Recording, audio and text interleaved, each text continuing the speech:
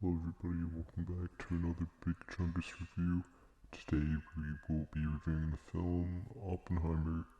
So, Oppenheimer is a film directed by Christopher Nolan. I think he is a very good director. I thought Tenet was good, not great. I've seen every film of his other than his first one following it, and I have not seen Interstellar. I've seen most of Inception. I missed like the first half hour. But yeah, I think he makes good films, but this one takes the cake. This one is probably my favorite by him. So, Oppenheimer stars a lot of famous actors and actresses: Cillian Murphy, Emily Blunt, Matt Damon, Robert Downey Jr., Florence Pugh, Benny Safdie, so on and so forth. Now, there are many more. So, I will start with the talent. Killian, you can hear his Irish accent creep through at points, but overall, I liked him. He deserves an Oscar nom, for sure. Emily Blunt's character, while not as show stealing as the other ones, it makes sense in the context of the film because, well, I'm not going to spoil that, just watch the film. Matt Damon, really good. Robert Downey Jr., really good, disappears into the character. Florence Pugh, amazing. Benny Safdie did a lot better than I thought he would. I thought he was a good actor, but I've seen him more as like a writer slash director, but he kills it in this movie. Who else kills it? Kenneth Branagh is in it for a bit. I like him. Same with Rami Malek. He's in it for like maybe 5 minutes, and he does amazing. Same with Dean DeHaan. Really liked him. Josh Peck is also in it for a few minutes. Same with Jack Quaid. Gary Oldman does a good job in his role. Oh yeah, there's a lot of other famous people in it, but I'm not going to get into that because they're only in it for a few minutes. And you're probably thinking, do I think this was necessary? Probably not, but heck, it made the film better. One complaint a lot of people are saying is, oh, it's just people talking for 3 hours, it feels like a trailer. I mean, I guess, but because it feels like a trailer, and the way the story is told non-linearly, I think that's really interesting. Some people will call it gimmicky, some people will call it not good, but I think that is a very interesting way to tell the story. Yes. There's a few nitpicks that I have. Some minor goose with the production design. There's one reverse shot where Cillian Murphy isn't speaking. Oh well. I also saw this on 70mm IMAX film, one of the 19 theaters in the US. I'm still in the US right now. I was able to get into a theater and see it. And God bless all of the theater workers this weekend for Barbenheimer. I went to an 11:10 p.m. showing, and the line was out the door. And this wasn't opening night either. It was Sunday, I believe. So yeah, that was interesting. And I think 70mm film is amazing. More films should do it. I don't care how expensive it is. And this film is notable for being the first film to use black and white IMAX film stock. And I thought it looked good. The one minor complaint I had was when it was really white on the screen, and this could be a problem with all film showings. I don't think I've seen a 70mm film in its entirety on 70mm film. I went to a screening of Aliens at one point, but the film burned, so they switched to a DVD. Yeah. So yeah, back to my minor complaint. When the screen was really white, it created a strobe effect, which I thought was a bit annoying. Yeah. Do, do, do, do, do. Oh yeah.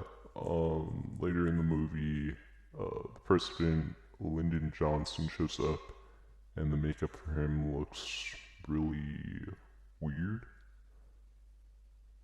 Yeah, but the makeup for Robert Downey Jr. is amazing. On the other hand, and he really looks like the original Strauss.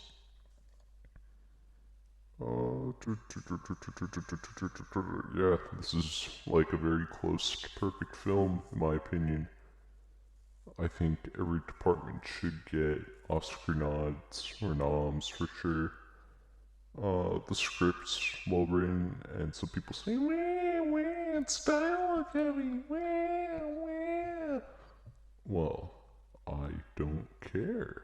I thought the dialogue was really good. I like Christopher Nolan's dialogue, and he never tries to give you like a physics lesson either.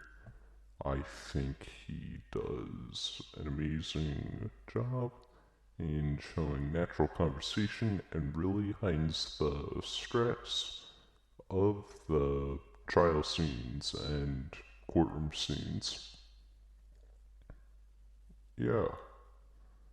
Uh, yeah, there are points where the film feels like a horror movie as well, with the way it's edited and the music flows throughout.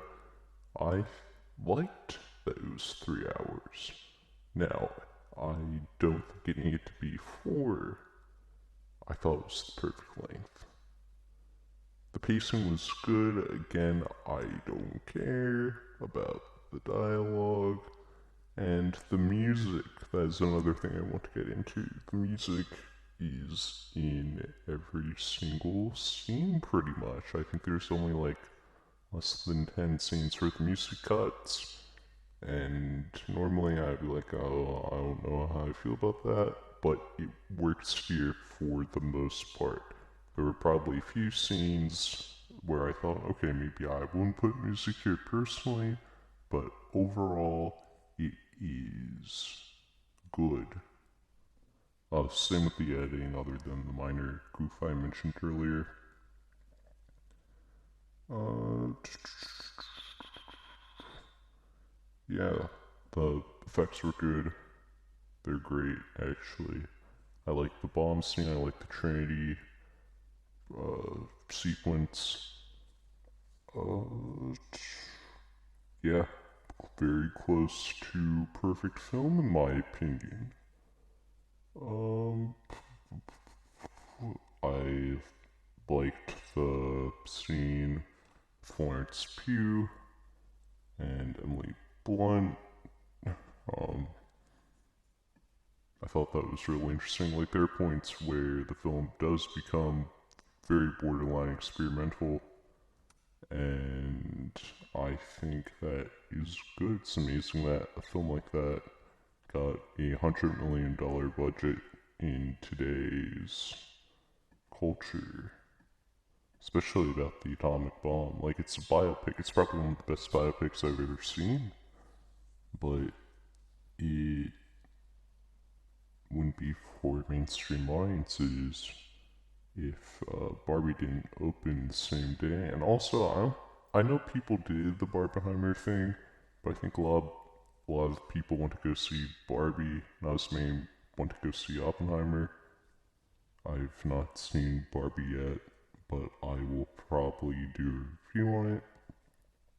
Um, oh yeah, this film felt like a prequel to the film JFK by Oliver Stone because that film also has a stacked cast and it's about a. That's more a conspiracy film. This is more of a biopic. Both of them have the same core message of government bad. Yeah. They also like name drop JFK, like there's gonna be a sequel, which again I thought that was interesting as well. Um, yeah, I think that's all I have to say about it. Great film, highly recommend. I want to see it again on a standard format. I'll probably rewatch it at home. I don't know if I'll see it in. Excuse me. I don't know if I'll see it in a theater again. Maybe I will. I don't know. But I'm interested to see how it holds up. It, right now, it's probably at a tie with my favorite film of the year, with Bo's Afraid.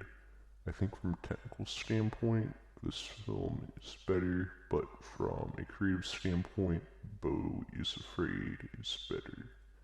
So I'm giving Bo's Afraid the slight edge for now, but Oppenheimer is amazing.